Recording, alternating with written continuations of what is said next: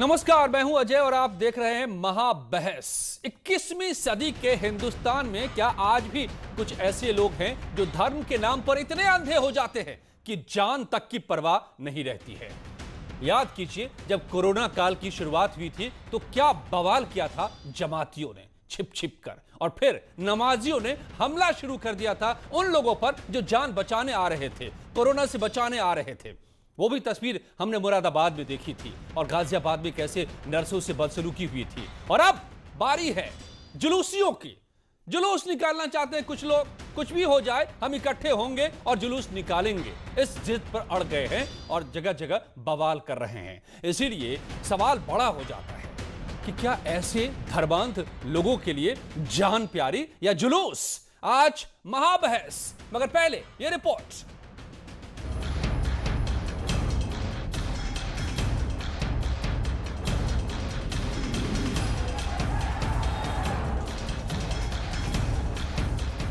महामारी में धर्म के नाम पर जिद। इमाम हुसैन सलाम का ताज़िया जो है वो हक की फतह का प्रतीक है, लिहाजा इस ताज़िए को ज़रूर उठना चाहिए। गवर्नमेंट के जो आदेश हैं कोविड-19 के इस ज़माने में उसका पालन ज़रूर करना चाहिए। कानून तोड़कर सड़क पर बवाल। क्योंकि ये कोरोना की महामारी है और शिया कम्युनिटी 10 मुहर्रम के दिन प्रोसेशन निकालती है, तो इनको कोई बीच का रास्ता निकाल करके आप प्रोसेशन की इजाज़त दें, क्योंकि ये बहुत बड़ा दिन है। सरकार की इस गाइडलाइन पर हमें अमल करना चाहिए कि हम जुलूस ना निकालें, गैदरिंग ना करें। अल्लाह तमाम अहले तशय्यो के जो बड़े उलमा हैं वो अपील करें सामने आकर के और समझाएं कि कौम को इस वक्त इन सब चीज़ों से गुरेज करना है। जुलूस पर प्रतिबंध, फिर जान से क्यों खिलवाड़? सभी धर्म का मूल मंत्र तो है मानव मात्र की रक्षा, मानव मात्र को बचाना, और मानव के जीवन को खतरे में डाल के अगर कोई जुलूस निकाला जाने वाला हो तो निश्चित रूप से वो धर्म के अनुकूल नहीं हो सकता। समाजवादी लोग जाति धर्म की राजनीति नहीं करते, वो हमेशा जाति धर्म के हर जाति धर्म का सम्मान करते हैं और समाज को आगे ले जाने की बात करते हैं कि समाज का हर वर्ग कैसे अपना आत्मसम्मान से जिए, कैसे अपने पैरों पे खड़े हो। जान प्यारी या जुलूस? बीजेपी से मनीष शुक्ला मेरे साथ जुड़े हुए हैं, अब्दुल हफीज गांधी समाजवादी पार्टी के प्रवक्ता मेरे साथ जुड़े हुए हैं, मुफ्ती वजाहत कासमी मुस्लिम स्कॉलर मेरे साथ जुड़े हैं, और सईदुल कादरी सुन्नी धर्मगुरु मेरे साथ जुड़े हुए हैं। सईदुल कादरी साहब, आप मुझे समझाइए, ये जो महामारी के दौरान धर्म के नाम पर यह जिद क्या जरूरी है? क्यों जुलूस? जान या जुलूस, दोनों में से चुनने का वक्त इस वक्त है, तो जुलूस की जिद क्यों? क्यों हर बार वही बात घूम फिर कर वैसी ही तस्वीर निकल कर आती है? कुछ लोग क्यों नहीं समझते, किसी भी बात को समझने को तैयार नहीं होते?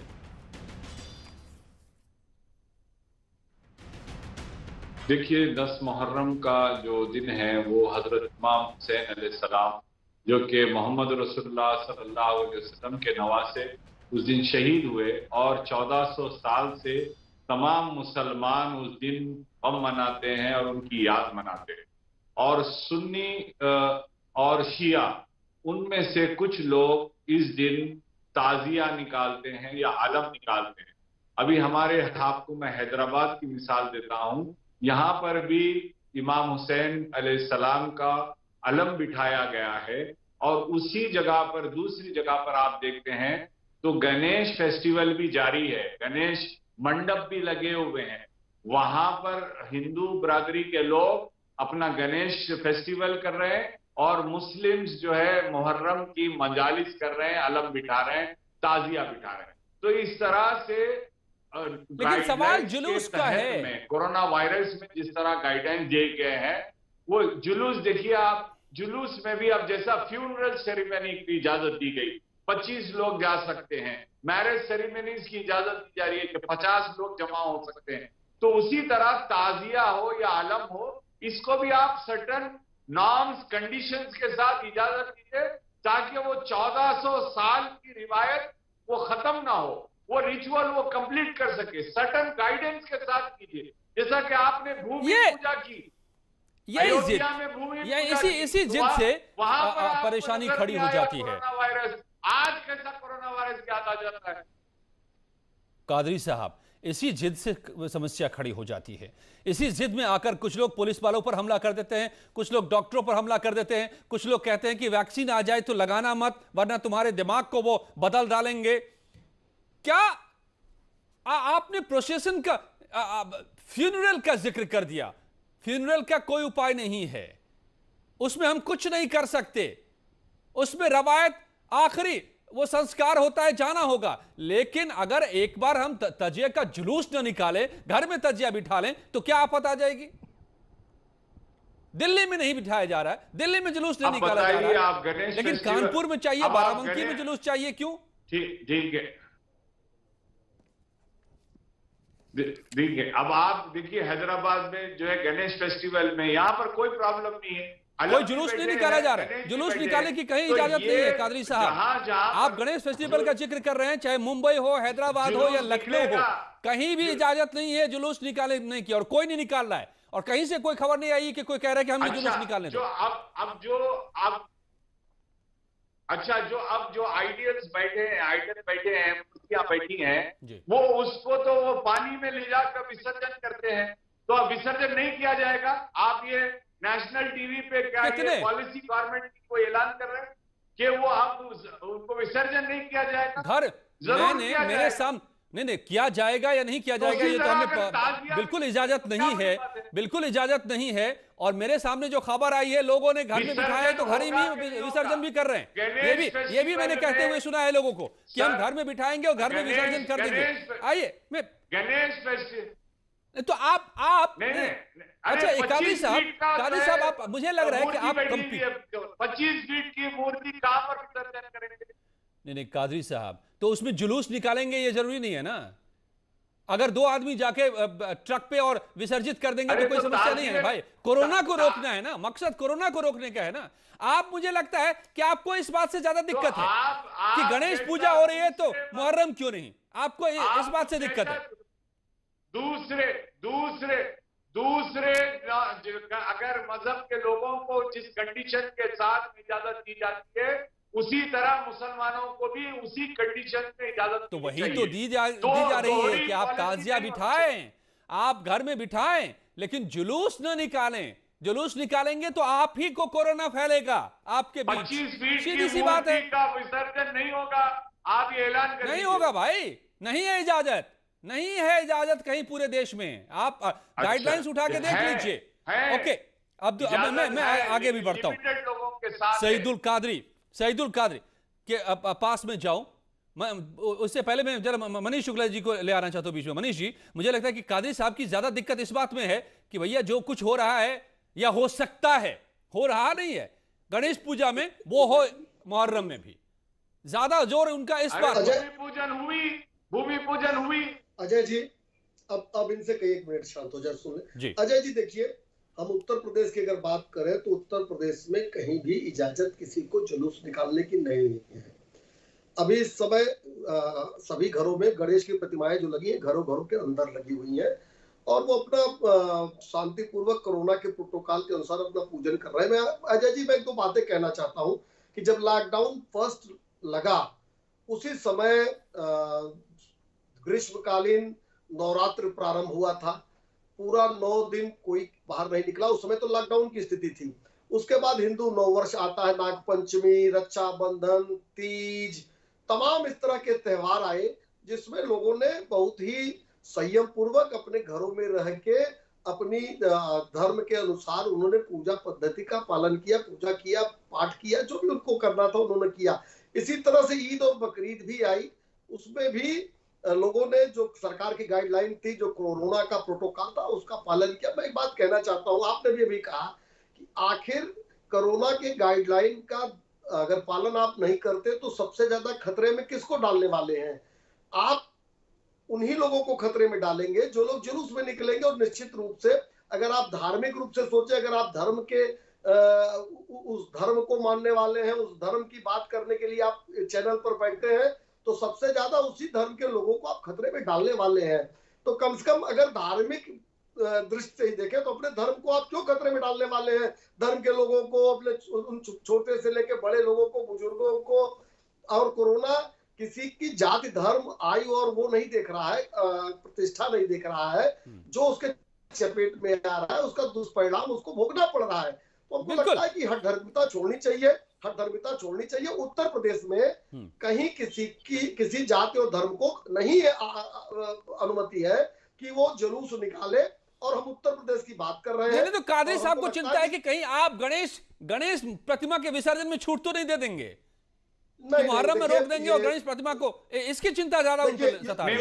योगी आदित्यनाथ की सरकार में योगी आदित्यनाथ भूमि पूजन आपने कर दिया, आप एक एक एग्जाम्पल दे दिए। अरे साहब, भूमि पूजन में कई करोड़ लोग आते, 2 करोड़ 3 करोड़ लोगों के आने की संभावना थी। यहां पर 150 लोग आए थे, वो भी सोशल डिस्टेंसिंग का पालन करके। आप अब कहां तुलना कर रहे हैं आप? 2 करोड़ लोग आने वाले थे। 150 आदमी की ताजियत की इजाजत। जवाब दीजिए भाई, आप मनीष जी जवाब दीजिए इस बात का। भूमि पूजन आपने कर लिया, अब मुहर्रम का जुलूस भी निकालने दीजिए। देखिए अजय जी, तर्कों का जवाब हो सकता है, कुतर्कों का जवाब नहीं हो सकता है। अयोध्या में एक कार्यक्रम होने वाला था, अगर जुलूस की अनुमति दी जाए तो ताजिया तो घर घर से निकलता है। ये तो पता होगा इनको, मौलाना को जो बैठे आपके चैनल पे। अजय जी, हमको और आपको पता है कि ताजिया के जुलूस की क्या परिस्थितियां होती हैं और किस तरह से घरों घरों से निकलता है। तो एक कार्यक्रम उत्तर प्रदेश में, एक कार्यक्रम की तुलना घर घर से निकलने वाले अगर ताजिया के जुलूस से कर रहे हैं तो एक कुतर्क है।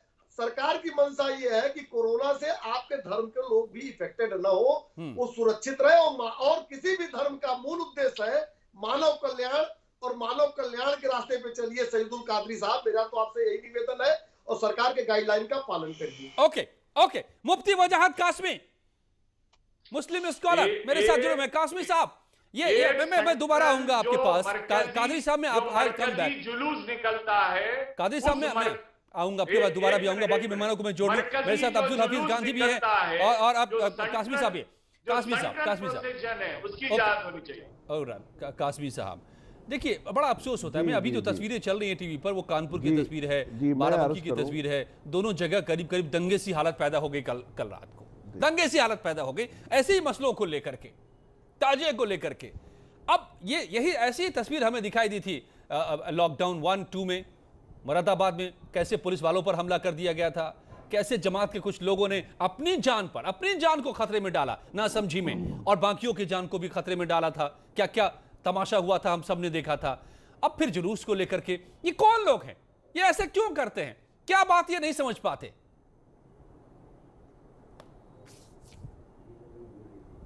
जी, मैं आपसे अर्ज कर दूं कि ताजियादारी और ताजिए का जुलूस निकालना अहले सुन्नत वल जमात के यहाँ तो इसका तसव्वुर ही नहीं किया जाता।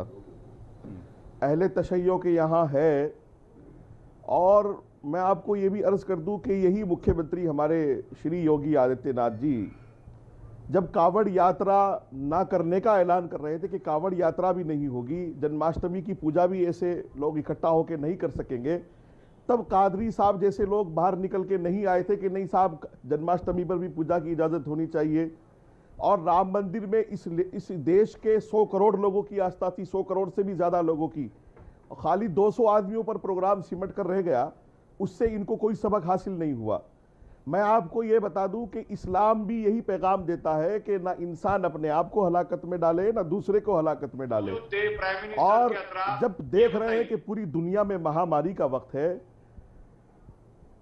जब पूरी दुनिया में महामारी का वक्त है, वबा फैल रही है, बीमारी फैल रही है, इंसानियत का तकाजा भी, इस्लाम का तकाजा भी, और हुकूमत की गाइडलाइंस जो आ गई हैं, वो जो उसके हिसाब से बनता है वो किया जाए। और जितने भी ये लोग अभी निकल के आए हैं, दंगा करने वाले, पुलिस पे पत्थर फेंकने वाले, या ताजिया और जुलूस के लिए इस तरह के प्रदर्शन करने वाले लोग, मैं इनसे एक अपील करूंगा कि इमाम हुसैन अलैहिस्सलातु वस्सलाम, अहले बैत और अहले बैत आले अतहार का ये पैगाम नहीं है, ना उनका ये किरदार है, ना उनका ये अखलाक है। ऐसे लोग अहले बैत को क्या शक्ल दिखाएंगे, आले अतहार को क्या शक्ल दिखाएंगे? और वो अपने आप को हुसैनी किस बात के लिए कहते हैं कि जब वो इस तरह के जुल्म पर उतर आए हैं। आप ये देखिएगा कि पूरे मुल्क में ईद उल फितर से लेकर ईद उल अजहा से लेकर जुमे के फराइज, पांचों नमाजें, जन्माष्टमी, क्रिश्चियनों के त्यौहार, कावड़ यात्रा और बड़ी यानी ऐसी इबादतें, हर धर्म की, हर मजहब की इबादतें लोगों ने अपने घरों में की हैं। तो हमें यहाँ इस तरह की बातें बैठकर टीवी पर नहीं करना चाहिए कि गणेश पूजा में ये होगा फला, नहीं, भीड़ की कहीं इजाजत नहीं है। बिल्कुल। और मैं आपको एक और बात याद दिला रहा हूं न्यूज़ 18 के माध्यम से कि जब कावड़ यात्रा के बंद होने का मुख्यमंत्री ने ऐलान किया तो हिंदू लोग ऐसे नहीं आए थे जैसे कि ये लोग आए हैं पत्थर मारने के लिए पुलिस को। उस पर क्यों कादरी साहब नहीं बोले? उस पर क्यों कादरी साहब जैसे लोग चुप हैं? सामने आना चाहिए था इनको। कावड़ यात्रा से लेकर जन्माष्टमी और ऐसे कादरी साहब आप मत बोलिए कि आपकी बातों से और आप जैसे लोगों की बातों से लोग भड़कते हैं, फिर पत्थर चलाते हैं। वो लोग हमने मक्का मस्जिद में नमाज रोकी, हमने जामा मस्जिद में नमाज रोकी, हमने बारगाह हुजूर ख्वाजा गरीब नवाज में बारगाह के दरबार को रोका, हजरत निजामुद्दीन महबूब इलाही। तो अब क्या हो गया है? अभी तो कोरोना पीक पर है, हमने हर जगह कोऑपरेट किया। अब क्यों नहीं? आज ये अलम का मामला है, ताजिया का है, मुख्तसर लोगों को गाइडलाइंस के अंडर में, नॉर्म्स के अंडर में वो 1400 साल वाली रिवायत को बहुत कंडीशनल आप इजाजत दीजिए, आप उसके अंदर किसी का बात कादरी, जैसा कि आपने कहा 150 आदमियों ने किया, आपने भी 100। अरे कादरी साहब इमाम हुसैन ने खुद शहादत दी है, दूसरों को पत्थर नहीं मारे हैं। इमाम हुसैन ने खुद की शहादत दी है, अहले बैत ने खुद की कुर्बानी दी है, दूसरे को पत्थर नहीं मारे हैं। अहले बैत ने खुद की कुर्बानी दी है, अहले बैत ने खुद की कुर्बानी दी है। अरे यकीनन यजीदियों और बनी उमैया के उन फौजियों के खिलाफ में इमाम हुसैन ने जंग की, हक के खिलाफ उठने वाली हर ताकत के लिए आवाज उठाई। लेकिन आज आप ताजिए को मुख्तसर प्रोटोकॉल में कोरोना वायरस के नॉर्म्स के साथ, कंडीशंस के साथ इजाजत दीजिए। सईदुल कादरी, मैं एक सवाल आपसे पूछता हूं, कादरी साहब मैं एक सवाल पूछता हूं, आप बार बार राम मंदिर शिलान्यास की बात कर रहे हैं। एक मिनट, क्या पूरे देश में एक ही जगह ताजिया आप निकालेंगे 150 लोगों के साथ? आपको इजाजत मिल जाएगी क्या? निकालेंगे? एक ताजिया निकालिए पूरे देश में, रवायत भी रह जाएगी और कोरोना से भी बच जाएंगे हम। क्या आप निकालेंगे? पहली बात। दूसरी बात सुन लीजिए, करोड़ों लोग इस देश में जाते हैं, करोड़ों लोग जाते हैं इस देश में कांवर लेकर के। एक कांवरिया आपको दिखे क्या? नहीं दिखा ना। करोड़ों लोग जाते रहे। आप बात कर रहे हैं 700 साल से, यहां पर हजारों सालों से कभी बाबा विश्वनाथ का मंदिर नहीं बंद हुआ था, बंद हो गया ना। और ऐसे देश में लाखों हजारों मंदिर बंद हो गए ना, पूजा रुक गई ना। आप क्या बात कर रहे हैं? ख्वाजा गरीब नवाज के दरबार को बंद किया हमने मक्का मस्जिद में नमाज को रोका, हमने जामा मस्जिद में रोका। आप सेंट्रल जो जुलूस निकलता है, प्रोसेशन निकलता है लखनऊ में, उसकी इजाजत दे दीजिए। कानपुर में अगर निकलता आप है, एक जुलूस निकाल लीजिए, पूरे देश में इजाजत मिल जाएगी। आदमी के साथ अब्दुल हफीज गांधी, नहीं मुझे समझ में नहीं आ रहा। इजाजत देने वाले सईदुल कादरी क्यों नहीं समझ पा रहे हैं जो बात कासमी साहब समझा रहे हैं? कंडीशन के साथ दिया। नहीं आप जो बात समझा रहे हैं इमाम हसन और इमाम हासिम साहब के हवाले से भी समझा रहे हैं उनको, और सारी बात वो समझा रहे हैं। लेकिन ऐसे लोग जब इस जिद पर आते हैं तो कानपुर में पत्थर चलते हैं, मुरादाबाद में पत्थरबाजी हो जाती है, पुलिस और डॉक्टर पर हमला हो जाता है, बाराबंकी में लोग हमलावर हो जाते हैं। ये नहीं समझ रहे हैं, ये क्या कह रहे हैं? Abdul Hafeez Gandhi, can you elaborate us? क्या आप हमें समझा सकते हैं? देखिए अजय जी बड़ा सवाल है सरकारों के समान व्यवहार का। क्या सरकारें समान व्यवहार करती हैं? मैं समझता हूं कि सबकी धार्मिक भावनाओं का सम्मान होना चाहिए, लेकिन क्या सरकारें सभी की धार्मिक भावनाओं का सम्मान करती हैं? देखिए अभी हम अनलॉक में हैं, लेकिन जब लॉकडाउन था तो इसी भारतीय जनता पार्टी ने बिहार में डिजिटल रैलीज कराई थी और उनके फोटो भी वायरल हुए थे। कितने लोगों ने वो डिजिटल रैली तोड़ी और लॉकडाउन के रूल्स तोड़े थे। अभी जगन्नाथ यात्रा हुई है, केंद्र सरकार ने सुप्रीम कोर्ट से कहा कि विद रिस्ट्रिक्शन जगन्नाथ यात्रा होनी चाहिए, उसमें किसी को आपत्ति नहीं थी। वहां भी काफी मैं समझता हूं कि भीड़ लगी थी। अभी तिरुपति मंदिर में 700 लोग कोरोना पॉजिटिव पाए गए थे और वहां के जो जिम्मेदार लोगों उन्होंने कहा था कि हम तिरुपति मंदिर को बंद नहीं करेंगे। लेकिन यहाँ पर रक्षाबंधन में अभी अनलॉक डाउन है। रक्षाबंधन जो है संडे सैटरडे को आया था और संडे सैटरडे को उत्तर प्रदेश में लॉकडाउन रहता है, लेकिन माननीय मुख्यमंत्री जी ने रेस्ट्रिक्शंस को जो पाबंदियां हटाई और कहा कि उसमें दुकानें खुलेंगी। तो सवाल समान व्यवहार का है और सरकारों को समान व्यवहार करना चाहिए। आप ये देखिए, शादियों में आप अलाउ कर रहे हैं 50 लोगों को, आप जो है दूसरी चीजों का अलाउ कर रहे हैं। आप अनलॉक डाउन में आप शराब की दुकानों को अलाउ कर रहे हैं। शराब की दुकानों पे कितनी भीड़ लगती है आपने देखा है अजय जी। तो मैं सवाल जो उठा रहा हूं वो समान व्यवहार का उठा रहा हूं। हर किसी को कोरोना काल में पाबंदियों का सम्मान करना चाहिए। जब आप घरों में ताजिए की इजाजत दे रहे हैं, जब आप घरों में गणपति पूजा की इजाजत दे रहे हैं, तो मैं समझता हूं कि गणपति पूजा का गणपति का विसर्जन है और जो ताजियों का जो दफनाना है वो विद रेस्ट्रिक्शन कर दीजिए। 4-5 लोग जाएं और आराम से उसको दफना दें। तो यही मैं तो हो रहा है। बार-बार कह रहा हूं यही कि तो हो रहा है। सरकारें दो तरह का व्यवहार नहीं कर सकती हैं। जब केंद्र सरकार सुप्रीम कोर्ट जाके कहती है जुलूस पर कि जगन्नाथ पाबंदी, यात्रा आप होनी भटक चाहिए, गए। तो मैं समझता हूं कि आप कहीं ना सैयदुल कहीं कादरी की बातों में आप आ गए, आप भटक गए और आप डिजिटल रैली की बात कर रहे हैं। डिजिटल रैली का मतलब ही है कि अपने अपने घरों में बैठ कर हिस्सा लो, की बात कर रहा हूं। अपने अपने घरों में बैठ करके मोबाइल के जरिए हिस्सा लो। नहीं, डिजिटल रैली लॉकडाउन में क्या होनी चाहिए? रोड पे आप मनीष शुक्ला जवाब दीजिए please. You reply to him. बहुत सारे चार्जेस आपके ऊपर हैं। बिल्कुल। और कितने लोगों ने अब्दुल हफीज गांधी के देखिए, अब्दुल हफीज मैं रिप्लाई कर रहा हूं। डिजिटल रैली इस देश को जरूरत नहीं थी, लेकिन भारतीय जनता पार्टी ने डिजिटल रैली की। और अभी अभी आप देखिए कि भारतीय जनता साहब डिजिटल रैली में क्या दिक्कत है? डिजिटल क्लासेस हो रहे हैं, डिजिटल मीटिंग हो रही है, डिजिटल आज वर्चुअली तो पूरी दुनिया आज के दिन में चल रही है।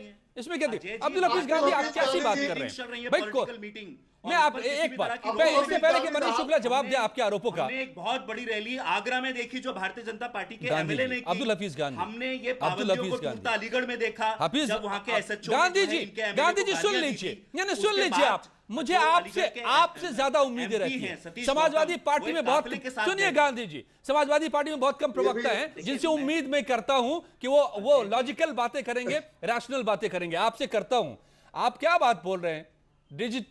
इस डिजिटल कनेक्टिविटी ने हमें बचा रखा है। हम आज वर्चुअली दुनिया से जुड़े हुए हैं, कारोबार को बढ़ा रहे हैं, बच्चों को पढ़ा रहे हैं। और अगर डिजिटल रैली हुई तो इसमें क्या दिक्कत है भाई? इसमें कहां कोरोना फैल रहा है? आप क्या बात बोल रही है? लेकिन जो टीवी अजय जी एक मिनट समय दीजिएगा प्लीज। जो बैठकर टीवी देख रहे हैं तो उनकी संख्या बता दीजिए। फोटो हमने भी देखे, आपने भी देखे होंगे। दूसरा, अभी अलीगढ़ के अंदर सतीश गौतम ने पाबंदियां तोड़ी। वो एक रैली के साथ गए थाने के अंदर और वहां थानेदार के खिलाफ धरना प्रदर्शन किया। कितने के खिलाफ आप मुझे बता दीजिए। आगरा में भारतीय जनता पार्टी के एमएलए गए थे, एक बड़े काफिले के साथ गए थे। उनके खिलाफ पाबंदियां, उन्होंने कोविड प्रोटोकॉल की पाबंदियां उन्होंने तोड़ी। क्या एक्शन हुआ उनके पास? लेकिन जब धार्मिक भावनाओं के सम्मान की बात आती है तो सरकार बहुत ज्यादा स्ट्रिक्ट हो जाती है। रक्षाबंधन पर क्या रेस्ट्रिक्शन नहीं हटाई गई?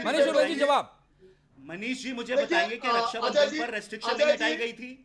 संडे सैटरडे को रक्षाबंधन पड़ा था, माननीय योगी जी ने। अब्दुल हफीज गांधी प्लीज सुन लीजिए, जवाब भी सुन लीजिए। आपने अपनी बातों को दोहरा रहे हैं। क्यों restriction? Let Manish Shukla reply to you. आपको जवाब तो दे, आपकी जिद का जवाब तो दे। आप जिस जिद पर आ रहे हैं कि नहीं हम ताजिए का जुलूस, आपको भी चाहिए, समाजवादी पार्टी को भी चाहिए, चाहे कोरोना फैले तो फैले। एक बार जवाब तो ले ले मनीष शुक्ला से। मनीष शुक्ला जवाब।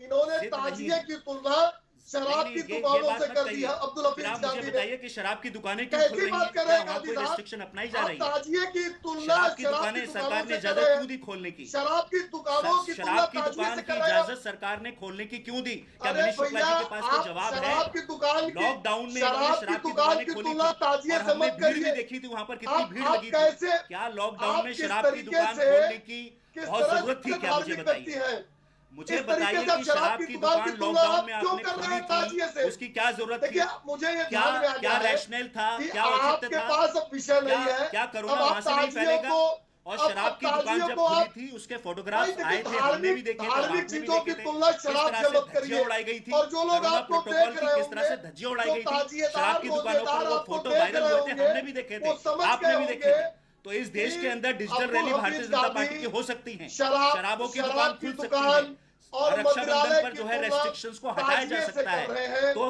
गणपति विसर्जन और ताजियों पर भी मैं समझता हूं कि ये रेस्ट्रिक्शन हटाया जाना चाहिए।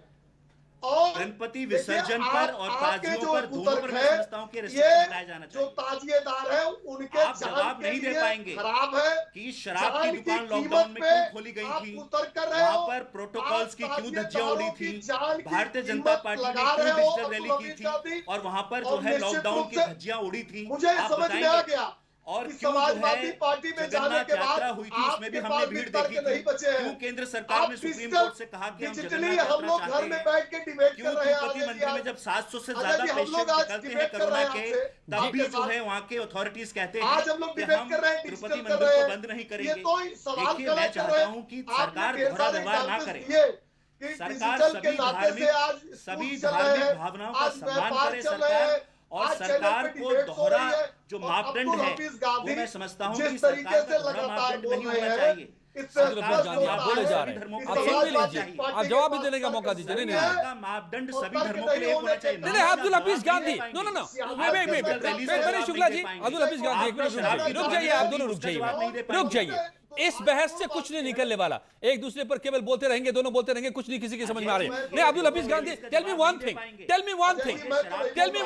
लॉकडाउन में क्यों खोली, इसका जवाब नहीं दे पाएंगे। ना mister Gandhi, tell me one thing, एक चीज बता दीजिए आप मुझे, एक चीज बता दीजिए, क्या आप कभी शामिल हुए, एक मिनट अब्दुल हफीज गांधी, आप गांधी जी सुन लीजिए, सवाल सुनिए, केवल आप मोनोलॉग करते रहेंगे, that doesn't call debate. Debate का मतलब होता है सवाल जवाब, दो तरफा डायलॉग होता है वो। प्लीज ये बड़ी दिक्कत है आप लोगों में कि आप लोग सुनते नहीं हैं, अपनी केवल बोलते हैं। प्लीज सवाल सुनिए, नहीं जा रही है आपकी आवाज, अभी सवाल सुन लीजिए। आप कभी शामिल हुए हैं गांधी जी इस गमी के उस जुलूस में? शामिल हुए हैं आप, जरूर शामिल हुए होंगे, देखा तो जरूर होगा, मैंने भी देखा। खून बहते हैं, कोरे लगते हैं उसमें, और वो छींटे सब पर पड़ते हैं। आप चाहते हैं कि उसकी इजाजत हो, शहर शहर गली गली वो जुलूस निकले और कोरोना जो अब ढलान की तरह बढ़ने वाला है वो फिर से एक बार फैले। क्या आप पूरे मुस्लिम कौम को एक बार फिर से झोंकना चाहते हैं क्या कोरोना की आग में? आप इसकी जिद आप भी लिए बैठे हैं, जो कादरी साहब लिए बैठे हैं। जवाब ये है, प्लीज मेरा मेक इट जवाब ये है, नहीं जिद नहीं है, जिद नहीं है। सुन लीजिए, पहले सुन लीजिए, तार्किक वक्तव्य सुन लीजिए। यदि किसी धार्मिक आयोजन के लिए सरकार सुप्रीम कोर्ट में यह कह सकती है कि परंपरा है और वो धार्मिक आयोजन होना चाहिए, यानी मैं जगन्नाथ यात्रा की बात कर रहा हूं, तो रेस्ट्रिक्शन के साथ जगन्नाथ यात्रा हुई ना, लाखों की भीड़ होती थी लेकिन कम भीड़ आई। इसी तरह से ताजियों में लाखों की भीड़ होती है, वो रिस्ट्रिक्ट की जा सकती है। अगर आप घरों में ताजिया रखने की इजाजत दे रहे हैं तो आप विद रेस्ट्रिक्शन 4-5 लोगों की इजाजत दे दीजिए, और जो रेस्ट्रिक्शन तोड़ेगा उसके खिलाफ कानून काम करेगा, उसके खिलाफ कानून काम करेगा। तो जब इस देश के अंदर डिजिटल रैलीज हो सकती हैं, जब इस देश के अंदर बहुत सारी रेस्ट्रिक्शंस, तो डिजिटली कर लीजिए। डिजिटल रैली से आपको ऐतराज है? हम लोग डिजिटली जुड़े हुए हैं लेकिन सैकड़ों किलोमीटर की दूरी पर है, हम लोग एक दूसरे को कोरोना नहीं दे सकते सर। एक फाइनल कमेंट की वकालत नहीं कर रहे हैं। मुफ्ती वजाहत कासमी, आप क्या मैसेज देना चाहेंगे? मैं नहीं चाहता हूं कि इस जिद का मैसेज जाए, सवाल जान का है, आप क्या मैसेज देंगे? आप मुफ्ती कासमी साहब, क्या इमाम हुसैन अलैहिस्सलाम की आप फातिहा दिलाते हैं? क्या आप कासमी साहब आप बताइए, क्या आप यजीद पर लानत भेजते हैं? आप इनकी वॉल्यूम कम किए तो मैं बोलूं कुछ। जी please, only Qasmi, Mufti Mohammad Qasmi, Mufti Wajahat Qasmi please. देखिए, मेरा मैसेज साफ है जी, मेरा मैसेज साफ है कि अहले सुन्नत और अहले तशय्यो दोनों, हमारे उलमा और ये दोनों कम्युनिटी, ख़ासतौर से अहले तशय्यो जो ताज़ियादारी करते हैं और जुलूस निकालते हैं, बहुत बाअखलाक, बाकिरदार और हाईली एजुकेटेड लोग हैं।